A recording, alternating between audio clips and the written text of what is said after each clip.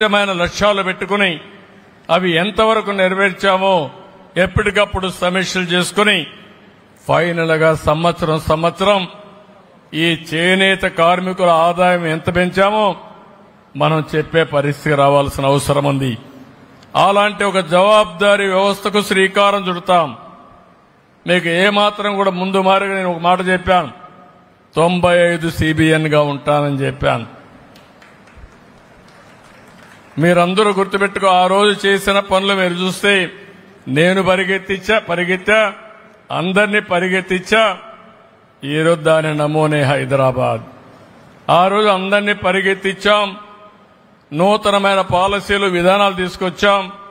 దాని విధానమే మీరు చూస్తే ఆ రోజు చదువుకున్న ఐటీ ప్రొఫెషనల్స్ ఇప్పుడు అమెరికాలో పోతే highest per capita income $1,20,000 Vijayawada నుంచి ఆంధ్రప్రదేశ్ నుంచి పోయిన వాళ్ళు అమెరికాలో సంపాదిస్తున్నారు. అమెరికాలో పుట్టిన అమెరికన్స్ ఆదాయం $65,000, అంటే వాళ్ళకంటే డబుల్ ఇన్కమ్ అంది. అదే మరి వేరే దేశస్తులు కూడా అమెరికాకు పోయారు. మనకు వాళ్లకు $40,000 వ్యత్యాసం ఉంది. మన తర్వాత తైవాన్స్ ఉంటే వాళ్ళది కూడా $80,000 ఉంది. అంటే మన వాళ్లకు తెలివితేటలున్నాయి, సామర్థ్యత ఉంది, పట్టుదల ఉంది, నేర్చుకునే విధానం తెలిసిన వ్యక్తులు. అందుకే ఫస్ట్ మూవర్ కింద ఐటీలో వచ్చారు. ఈరోజు ప్రపంచమంతా వెళ్లారు, ప్రపంచమంతా రాణించే పరిస్థితికి వచ్చారు. కాబట్టి ఈరోజు నేను ఏ విషయాలైతే చెప్తున్నానో దీనికి ఒక కార్యాచరణ ప్రణాళిక తయారు చేస్తాం. మీ దగ్గరికి అందరూ వస్తారు.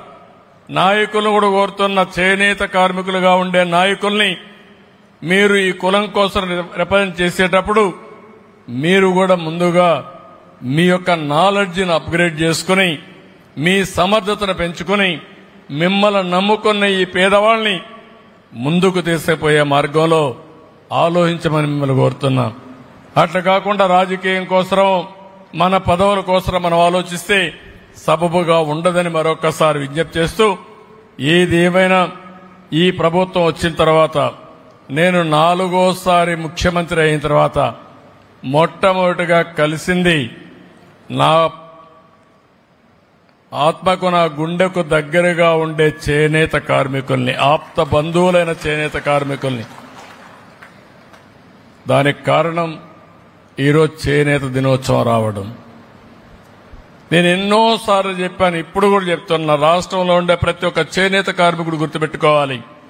నేనేదో మిమ్మల్ని పొగడానికో మీటింగ్కి వచ్చానని చెప్పడం లేదు.